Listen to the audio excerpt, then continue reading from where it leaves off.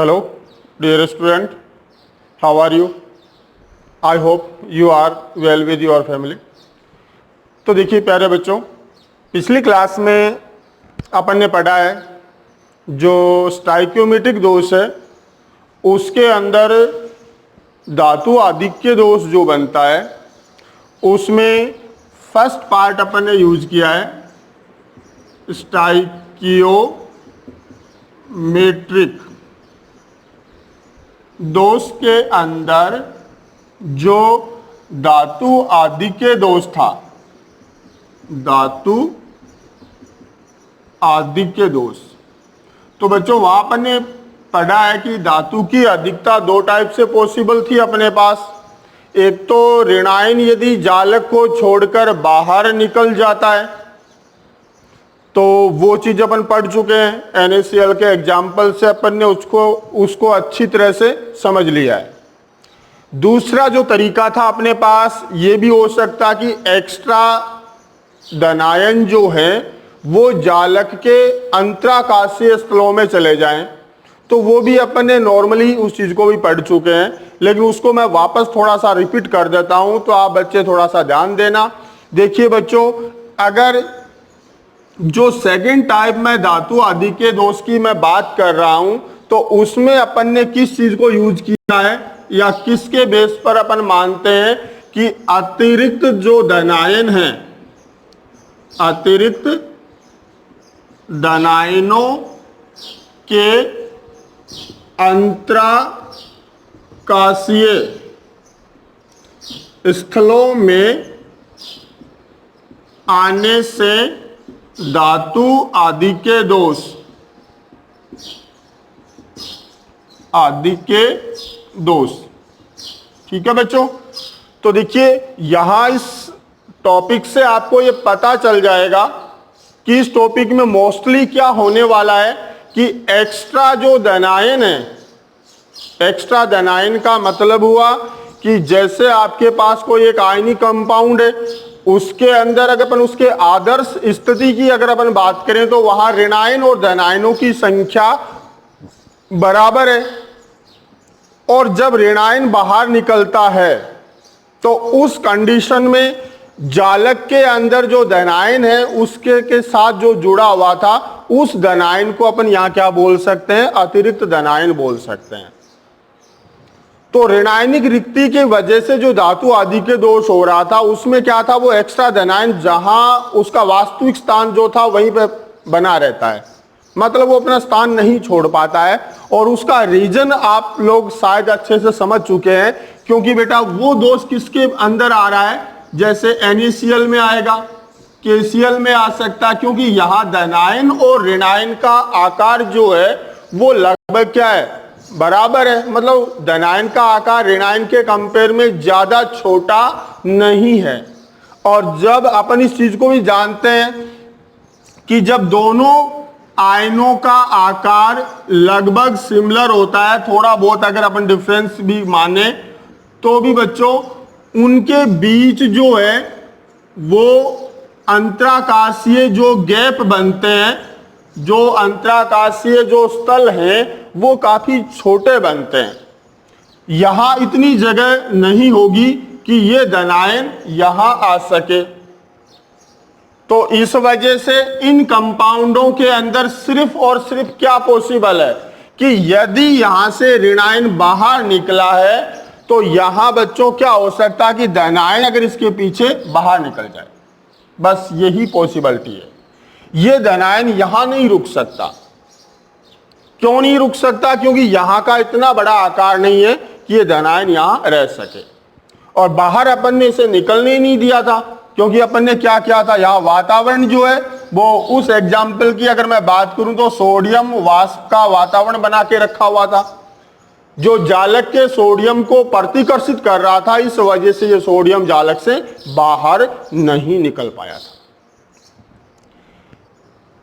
तो यहां अगर मैं इस दोष के अंदर मैं जैसे जिंक ऑक्साइड का एग्जाम्पल लूं तो बच्चों ये जिंक ऑक्साइड जो होता है ये शुद्ध अवस्था में कैसा है, सफेद रंग का है, श्वेत है। अब मैं अगर इसके जालक की बात करूं तो बच्चों इसके जालक में क्या होना है, जैसे मैं अगर ऑक्सीजन और जिंक दोनों की स्थिति दिखाऊं आपको, मैं यहां आयन नहीं दिखा रहा हूं, केवल इनके सीधे ये जिंक और ऑक्सीजन लिख रहा हूं, ठीक है ना। तो अपन जानते हैं कि zinc oxide, zinc sulphide, silver chloride, bromide, iodide जैसे कंपाउंड जो है वो एक फ्रेंकल दोष पढ़ा अपन ने, वो दोष प्रदर्शित करते हैं। और ये वाले दोष कौन से यौगिक दर्शाते हैं, जिनमें धनायन का आकार संगत ऋणायन की अपेक्षा काफी छोटा होता है। और जब बच्चों धनायन का आकार काफी छोटा होगा तो सिंपल सी बात है कि यहां जो अंतराकाशीय स्पेस या जो स्थल बचेंगे वो भी काफी ज्यादा होंगे।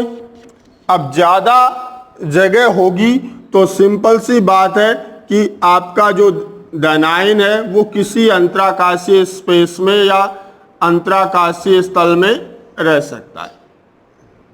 तो यहां काफी गैप हो चुका है। अब देखिए बच्चों, अगर मैं यहां जिंक वाष्प का वातावरण क्रिएट करूं और उसके बाद अगर मैं इसे हीट करूं, गर्म करूं, तो वही चीजें उस थ्योरी के अंदर मैंने आपको बताया था कि कितने पॉइंटों में डिवाइड कर लेना आपको इसे। तो यहां भी आप पहले पॉइंट में क्या बता दोगे, किस चीज को दिमाग में रख लेंगे कि अपन ने क्या किया ये दोष उत्पन्न करने के लिए, ठीक है ना। तो अपन ने क्या किया बच्चों, जिंक वाष्प की उपस्थिति में जिंक ऑक्साइड को गर्म किया है, ठीक है। गर्म करने के बाद क्या होता है, ऋणायन जो होगा वो जालक से बाहर निकल जाएगा, है ना। और वो इस जिंक से क्रिया करके O2-। सिमिलर वही बात है कि अगर इसे ऑक्सीजन के साथ जुड़ना है तो जिंक को किस में बदलना पड़ेगा, Zn2+ में जाना होगा। और Zn2+ में जाने के लिए इसे 2 इलेक्ट्रॉन मुक्त करने होंगे। वो 2 इलेक्ट्रॉन ये ग्रहण नहीं कर पाएगा ऑक्सीजन, क्योंकि इसके पास ऑलरेडी 2 इलेक्ट्रॉन पहले से प्रेजेंट है। तो बच्चों यहां क्या हो जाएगा, जिंक ऑक्साइड बन जाएगा और 2 इलेक्ट्रॉन यहां फ्री हो जाएंगे, जैसे वहां NaCl में हुए थे। वहां क्या हुआ था कि सोडियम वहीं रह गया था जहां उसका वास्तविक स्थान था, और इलेक्ट्रॉन जो है वो उसके नजदीक जो ऋणायनिक रिक्ति बनी थी उसके अंदर चले गए थे, है ना।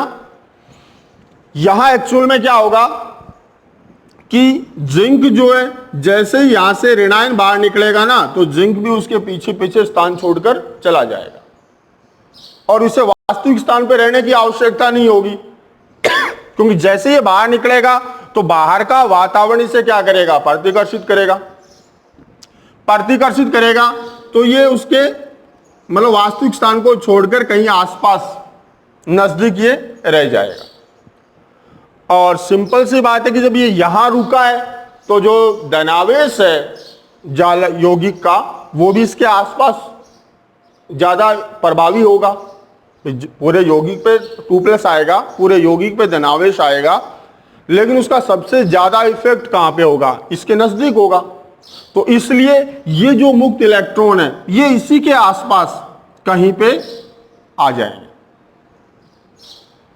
वहां NaCl में Na के पास ही गए थे, लेकिन क्योंकि Na ने तो जगह छोड़ी नहीं थी ना, इसलिए उसके पास उस रिक्ति के अंदर ही चले गए थे। और यहां एक्चुअल में क्या हो रहा है कि ये भी अतिरिक्त धनायन है, वो भी अंतराकाशीय स्थल में आ जाता है, और मुक्त इलेक्ट्रॉन जो है यौगिक की विद्युत उदासीनता बनाने के लिए उसके आसपास कहीं जाके रुक जाते हैं। तो इस प्रकार यौगिक की विद्युत उदासीनता भी बन जाती है और जालक में धनायन की मात्रा यानी धातु की मात्रा भी ज्यादा हो जाती है। तो इस प्रकार बच्चों ये जो दूसरा टाइप आपका है धातु की अधिकता होने का, देखिए पहले तरीके में धातु अधिकता किस प्रकार हो रही थी, ऋणायन बाहर निकल रहा था, ऋणायनिक रिक्ति बन रही थी, उसी के अंदर एक्स्ट्रा इलेक्ट्रॉन आ रहा था, धनायन जहां पे था वहीं बना हुआ था। दूसरी कंडीशन में क्या हो रहा है कि धनायन अपने वास्तविक स्थान को छोड़कर किसी अंतराकाशीय स्थल में चला जाता है और इलेक्ट्रॉन उसी के आसपास कहीं आके एकत्रित हो जाते हैं। ठीक है बच्चों, तो देखिए मेरे ख्याल से आप ये सारी चीजें समझ गए होंगे कि क्या क्या हुआ है। देखिए पहले पॉइंट में अपन क्या लिखने वाले हैं, जो अपन ने किया वो लिख देंगे। क्या किया अपन ने, जिंक वाष्प की उपस्थिति में से हीट किया है बस। सेकंड में हीट करने पर क्या हुआ वो लिख देंगे। तो हीट करने पे क्या हुआ, ऋणायन है वो जालक छोड़कर बाहर निकल गया और जो धनायन है वो किसी अंतराकाशीय स्थान पे चला गया। तीसरे पॉइंट में आप बना सकते हो कि जब ये अंतराकाशीय स्थान पे गया तो धातु की तो अधिकता हो गई, लेकिन यौगिक पे पॉजिटिव चार्ज बन गया। अब इस पॉजिटिव चार्ज को खत्म करने के लिए क्या हो रहा है कि जो इलेक्ट्रॉन है वो इलेक्ट्रॉन इसी धनायन के आसपास कहीं आके रुक जाता। तो यहां देखिए तीसरे पॉइंट में विद्युत उदासीनता बना देंगे अपन।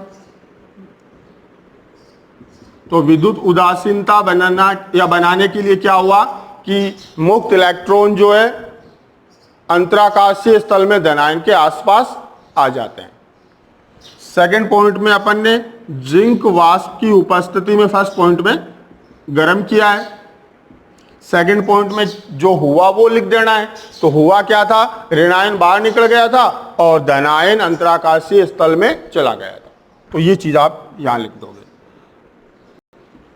धनायन का अंतराकाशीय स्थल में जाना।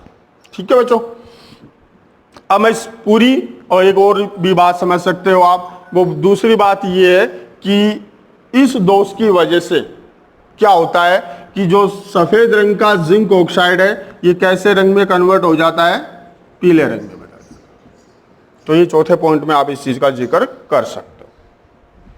अब मैं इस पूरी थ्योरी को एक सीक्वेंस में बोलता हूं, आप अपने हिसाब से उसे लिखना और नोट्स में जो लिखा हुआ है उसके अकॉर्डिंग फिर आप उसका मैच मिलान करना। ठीक है ना।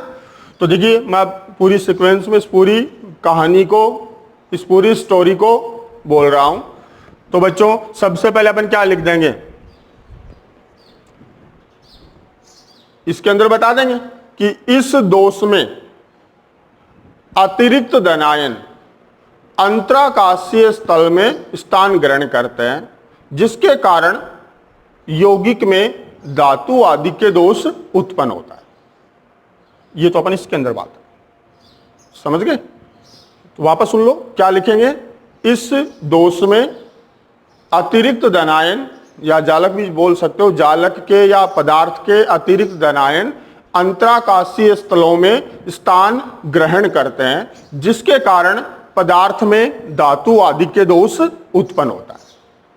जैसे करके आप इसमें एग्जांपल में बता सकते हो कि जैसे जिंक ऑक्साइड को जिंक वाष्प की उपस्थिति में गर्म करने पर ऑक्साइड जालक से बाहर निकल जाता है। ऑक्साइड बाहर गया था, ऑक्साइड जालक से बाहर निकल जाता है तथा Zn2+ आयन, जिंक आयन जालक के अंतराकाशीय स्थल में या अंतराकाशीय स्थलों में स्थान ग्रहण करता है तथा यौगिक की विद्युत उदासीनता बनाए रखने के लिए मुक्त इलेक्ट्रॉन अंतराकाशीय स्थलों में जिंक आयन के नजदीक स्थान ग्रहण करते हैं। इस दोष के कारण सफेद रंग का जिंक ऑक्साइड पीले रंग का हो जाता है। फिर आप इसके अंदर ये दोष युक्त जालक बना के दिखा दोगे। तो मेरे ख्याल से आप अच्छे से इस चीज को समझ गए होंगे। फिर भी कोई अगर दिक्कत है तो आप जरूर पूछिए, मैं दोबारा बताने का प्रयास करूंगा। ठीक है ना। लेकिन मेरे ख्याल से आप ये अच्छे से समझ गए होंगे अगर आपने इसे ध्यान से सुना है तो बच्चों ये हो गया अपना स्टाइकियोमेट्रिक दोष में धातु आदि के दोष के दो तरीके। पहला तरीका ऋणायनिक रिक्ति बनने की वजह से धातु आदि के दोष, और सेकंड तरीका हो गया अपना धनायनों का अंतराकाशीय स्थलों में जाने की वजह से धातु आदि के दोष। अब अपन धातु आदि के दोष कंप्लीट करने के बाद अब अपन पढ़ेंगे धातु न्यूनता दोष। ठीक है बच्चों, कौन सा पढ़ेंगे? धातु न्यूनता या धातु कमी, या ये भी बोल सकते हो ऋणायन आधिक्य दोष। बात तो एक ही है, धातु की कमी बताओ या ऋणायन की अधिकता बताओ। तो अपन यहां ले लेंगे धातु न्यूनता दोष। तो सबसे पहले तो आप इस दोष के बारे में लिख दोगे, जो मेरे ख्याल से आप बिल्कुल सिंपल तरीके से, इजीली तरीके से आप इस चीज को लिख सकते हो। अब तो लिख सकते हो ना? चलो तो बच्चों क्या लिख देंगे अपन? यहां दिख रहा है ना अपने को, धातु की कमी। मतलब इस दोष में पदार्थ में ऋणायनों की अपेक्षा धातु या धनायन की कमी होती है। तो ये बात तो हो गई इसके बारे में, कमी होती है भाई, कमी है। अब बात वही आती है कि ये धातु की जो न्यूनता है या जो धातु की कमी है वो कितने तरीके से हो सकती है। तो ये भी बच्चों पॉसिबल है, वही दो तरीके। धातु कम रखना है ना अपने को, तो एक तरीका तो क्या हो सकता है? धनायनिक रिक्ति बनने की वजह से। और दूसरा तरीका क्या हो सकता है? एक्स्ट्रा ऋणायनों के अंतराकाशीय स्थलों में आने की वजह से। तो पहला अपन जैसे यहां डाल दिया धनायनिक रिक्ति, क्योंकि जो ऋणायन के स्थान पे बनती है वो ऋणायनिक रिक्ति, और जो धनायन के स्थान पर बनती है वो धनायनिक रिक्ति। तो धनायनिक रिक्ति के कारण धातु न्यूनता दोष। और सेकंड अपन यहां ले सकते हैं अतिरिक्त ऋणायनों के अंतराकाशीय स्थलों में आने के कारण धातु न्यूनता दोष। तो बच्चों पहले अपन इसके बारे में समझ लेते हैं। ठीक है, तो यहां ये चीज तो आप क्लियर हो चुकी है आपकी कि यहां होने वाला क्या है, क्या होने वाला है वो तो आप शायद समझ गए होंगे। क्या होने वाला है कि धनायन जो होगा वो जालक को छोड़कर बाहर जाएगा और उसके स्थान पर धनायनिक रिक्ति बन जाएगी। और धनायनिक जब जालक से बाहर निकल गया तो सिंपल सी बात है कि धनायन की मात्रा यानी धातु की मात्रा जो संगत ऋणायन है उसके कंपेयर में क्या हो गई है? कम हो गई है। अब बच्चों बात मेन ये आती है कि ये दोष जो है वो किस टाइप के यौगिक, यहां से आपका एक न्यूमेरिकल क्वेश्चन भी बनता है, ठीक है ना, इसी दोष से, उसकी भी अपन बात करेंगे।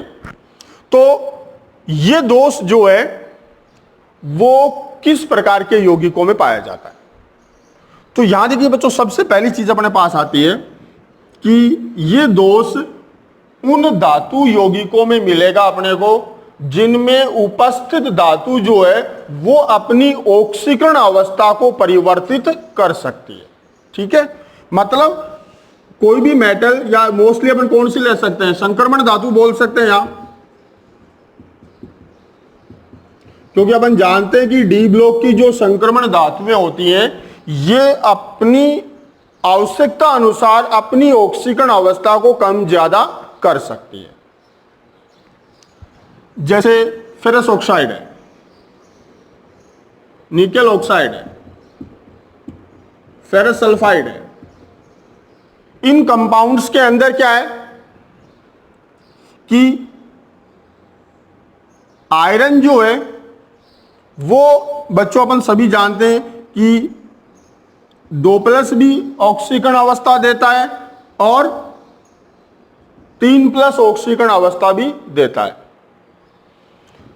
इस कंपाउंड की अगर मैं बात करूं तो यहां देखिए बच्चों, मेरे को इसके ऊपर कोई चार्ज लिखा हुआ नहीं है, फेरस ऑक्साइड पे कोई चार्ज लिखा हुआ नहीं है। इसका मतलब यहां Fe का टोटल चार्ज जो है वो मेरे को कितना दिख रहा है, 2+ दिख रहा है। आपको भी दिख रहा है? कैसे दिखा? क्योंकि बच्चों देखिए, ऑक्सीजन की ऑक्सीकरण अवस्था कितनी है, 2- है। छोटी क्लासों में 9th वगैरह में अपन ने पढ़ा है कि यदि अपन ये 2+ में, ऑक्सीजन 2- में, तो ऑक्सीकरण अवस्था कैंसिल आउट हो जाएगी और ये फॉर्मूला बन जाएगा। यानी कि किसी फॉर्मूले के अंदर अगर किसी तत्व की संख्या दिखी भी नहीं है, दोनों की अनुपात बराबर है, तो इसका मतलब सिंपल सा कि उन दोनों की ऑक्सीकरण अवस्था भी क्या है, बराबर है। तो जब ऑक्सीजन 2- में है तो आयरन भी कितना होगा, 2+ ही होगा टोटल चार्ज, इसके अंदर जितने भी आयरन के होंगे। लेकिन इस कंपाउंड के अंदर जो है वो आयरन की मात्रा जो है ना, ये बच्चों देखिए अनुपात की अगर मैं बात करूं तो उस फॉर्मूले के अकॉर्डिंग मेरे को इसका क्या अनुपात दिख रहा है, 1:1 दिखाई दे रहा है। लेकिन वास्तव में ये 0.95, 94, 96 इस प्रकार आता है और ऑक्सीजन 1.00। तो इस कंपाउंड की अगर मैं वास्तविकता देखूं तो यहां मेरे को ऑक्सीजन के कंपेयर में आयरन की मात्रा क्या मिल रही है, कम मिली है। ये कम मिली किस वजह से? तो वहां देखिए एक्चुअल में हुआ क्या यहां कि इस आयरन ऑक्साइड में, फेरस ऑक्साइड में जो Fe2+ आयन है, ये जालक को छोड़कर बाहर चला गया। जब ये जालक को छोड़कर बाहर गया तो जालक पर मोस्टली नेगेटिव चार्ज आना था, क्योंकि धनायन निकल गया ना यहां से बाहर।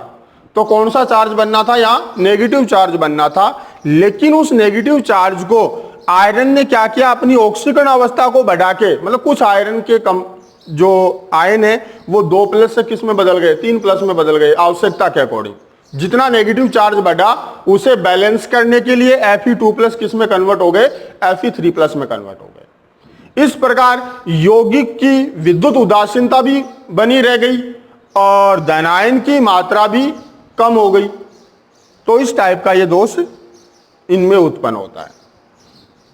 ठीक है, तो देखिए बच्चों, सबसे पहले तो अपन यहां क्या लिख देंगे, इसके बारे में बता देंगे कि इस दोष में जालक से धनायन बाहर निकलता है, जिसके कारण उसके स्थान पर धनायनिक रिक्ति बनती है और पदार्थ में धनायन की मात्रा संगत ऋणायन की अपेक्षा कम हो जाती है और इसे धातु न्यूनता दोष कहते हैं। तो ये चीज तो आप यही समझ गए हो ना शायद, कि धनायनिक रिक्ति, तो धनायनिक रिक्ति बच्चों कब बनेगी, जब धनायन बाहर निकलेगा। और धनायन बाहर निकलेगा तो धातु या धनायन की क्या मात्रा क्या हो जाएगी, ऋणायन के कंपेयर में कम हो जाएगी। बस वही चीज अपने को यहां लिखनी है। तो मैं वापस बोल देता हूं, सुनिए ध्यान से। क्या लिखेंगे अपन यहां पे, इस दोष में धनायन जालक से बाहर निकलते हैं, जिसके कारण उनके स्थान पर धनायनिक रिक्ति बनती है और यौगिक में धनायन की मात्रा या धातु की मात्रा संगत ऋणायन की अपेक्षा कम होती है। फिर आप इसमें इनमें से कोई एग्जांपल डाल सकते हो, जैसे मैं ये फेरस सल्फाइड डाल देता हूं, ये वाला भी डाल सकते हो। कि ये वाला एग्जांपल डालोगे तो आप क्या लिख दोगे कि आयरन यानी Fe2+ जो है जालक से बाहर निकल जाता है, उसके स्थान पर धनायनिक रिक्ति बन जाती है और यौगिक की विद्युत उदासीनता बनाने के लिए Fe2+ Fe3+ में कन्वर्ट हो जाता है। ठीक है, तो चलो इसकी बात अपन बाद में करेंगे, पहले क्योंकि अपनी बुक के अकॉर्डिंग ये मैं एग्जांपल यहां यूज कर लेता हूं। तो जैसे करके अपन जब ये बताएंगे तो इस एग्जांपल में अपन क्या लिख देंगे कि फेरस सल्फाइड में जालक से Fe2+ बाहर निकल जाता है, जिसके कारण उसके स्थान पर धनायनिक रिक्ति बनती है और यौगिक की विद्युत उदासीनता बनाए रखने के लिए जालक में उपस्थित Fe2+ जो है वो Fe3+ में परिवर्तित हो जाते हैं। और यहां देखिए बच्चों, जैसे ही आप ये चीज लिख दोगे, भाई किसी के बारे में भी लिखना हो आपको सिंपली यही बात बतानी है, जो भी धनायन आप जिसकी भी बात कर रहे हो उसे जालक से बाहर निकाल देना कि इस दोष में Fe, या ये बता रहे हो तो निकेल जालक से बाहर निकलता है और यौगिक की विद्युत उदासीनता बनाए रखने के लिए शेष बचे हुए आयन जो वो अपनी ऑक्सीकरण अवस्था में वृद्धि कर लेते हैं। तो यहाँ Fe 2 से किस में जाएगा, 3 में जाएगा, 2 से किस में जाएगा, 3 में जाएगा। निकेल भी बच्चों 2 से 3 में जाता है। ठीक है, तो ये दोष बताने के बाद यहां एक नई चीज और अपने पास है कि इसमें क्या होता है कि जब धनायन जालक से बाहर निकले, प्रेजेंट धनायनों ने क्या किया, अपनी ऑक्सीकरण अवस्था में वृद्धि की। अब ऑक्सीकरण अवस्था में वृद्धि करने का मतलब हुआ कि वो क्या करेंगे, इलेक्ट्रॉनों का त्याग करेंगे, है ना, तभी उनकी ऑक्सीकरण अवस्था में वृद्धि होगी और ऑक्सीकरण अवस्था बढ़ेगी तो फिर क्या होता है, वहां इलेक्ट्रॉन एक्सचेंज हो जाते हैं, मतलब इलेक्ट्रॉनों में मोमेंट या गति शुरू हो जाती है। उसी गति की वजह से और फेरस सल्फाइड के वास्तविक रंग की वजह से इसमें एक सोने जैसी धात्विक चमक उत्पन्न हो जाती है और इसी वजह से फेरस सल्फाइड को मूर्खों का सोना भी कहा जाता है। समझ गए, ये नॉर्मली शॉर्ट क्वेश्चन पूछा जाता है कि मूर्खों का सोना क्या है या किसे कहते हैं और क्यों कहते हैं, तो आप उस समय क्या आंसर दोगे कि मूर्खों का सोना किसे कहा जाता है, फेरस सल्फाइड को।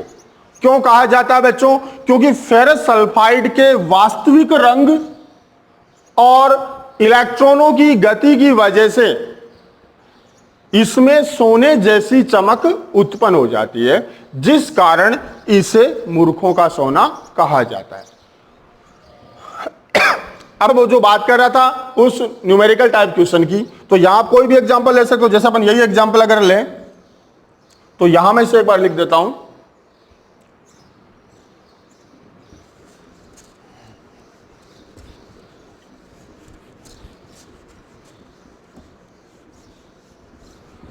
तो बच्चों थोड़ा सा मैं फास्टली कर रहा हूं तो आप थोड़ा ध्यान देना।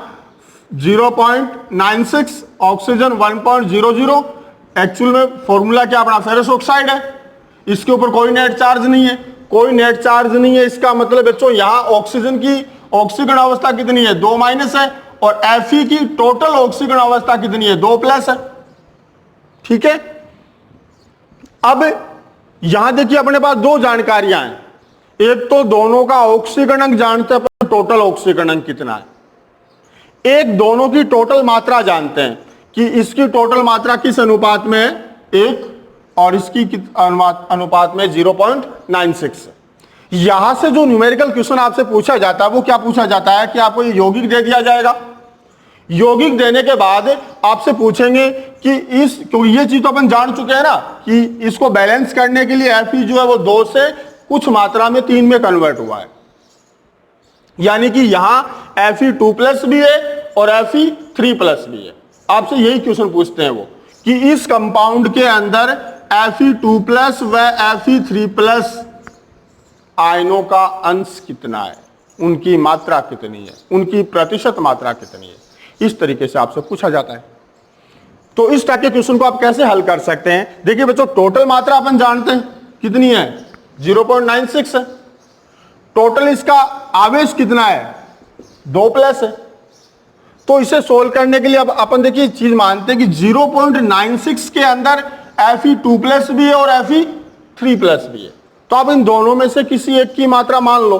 जैसे अपन यहां लिख दें, माना Fe3+ आयनों की संख्या X, तो बच्चों Fe2+ आयनों की संख्या कितनी हो जाएगी,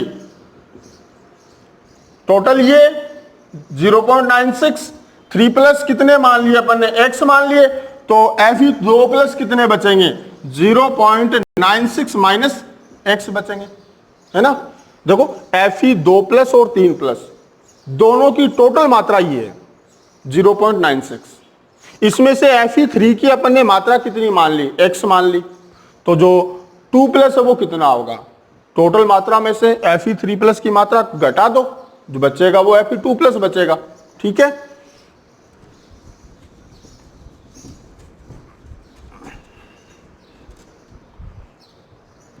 अब देखिए दूसरी जानकारी अपन यूज करेंगे, क्योंकि इससे तो अपन डायरेक्टली सोल्व नहीं कर सकते इसे।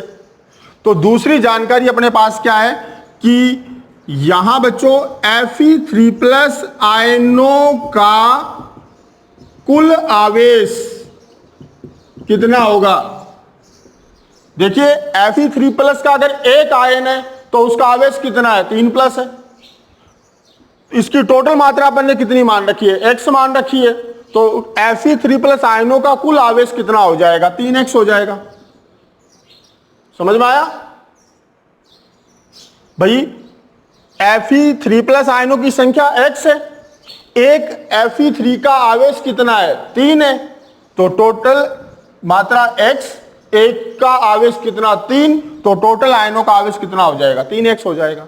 इसी प्रकार बच्चों Fe2+ आयनों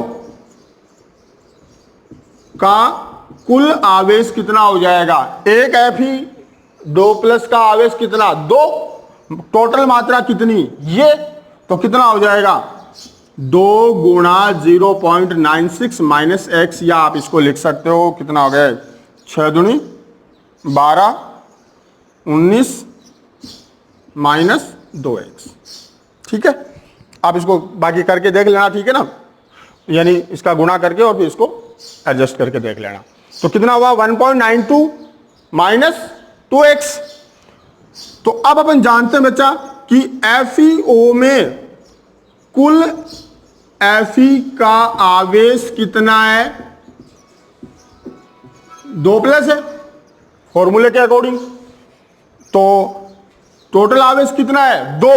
Fe3+ का कुल आवेश ये, 2+ का कुल आवेश ये, दोनों का योग कितना, 2। तो अपन इसे लिख सकते हैं कि 1.92 माइनस 2x प्लस 3x बराबर 2। तो बच्चों यहां से कैंसिल आउट हो जाएगा, 1.92 प्लस x, 3x था, ये 2x था, बराबर 2। तो बेटा x की वैल्यू कितनी आई, 2 माइनस 1.92, ये x की वैल्यू आ गई।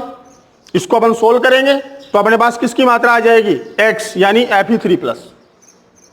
ठीक है, Fe3+ की मात्रा आने के बाद उसे क्या कर देंगे, इसमें से घटा देंगे, यहां से घटा देना, तो किसकी मात्रा आ जाएगी, 2+ की आ जाएगी।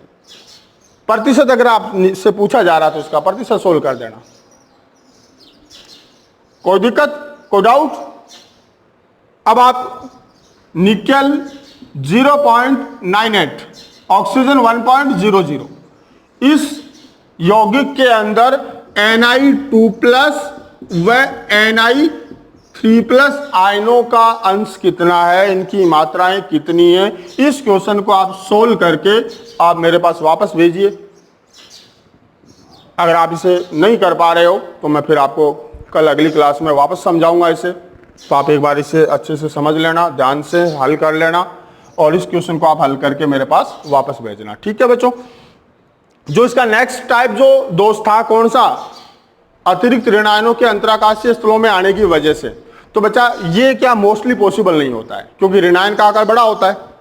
अब ऋणायन का आकार बड़ा होता है तो वो अंतराकाशीय स्थल में नहीं जा पाता है, तो इसलिए ये दोष बहुत ही रेयर है, बहुत ही कम परिस्थितियों में बनता है, और ऐसे कंपाउंडों में जिनका ऋणायन का आकार बहुत ज्यादा छोटा हो उनमें कभी कभार ऐसा बनता है, मोस्टली ऐसा दोष अपने यहाँ नहीं आता है। ठीक है ना बच्चों, फिर भी अगर आपकी कोई दिक्कत है तो आप इसके बारे में जरूर पूछिए। चलो बच्चों, धन्यवाद, थैंक्स।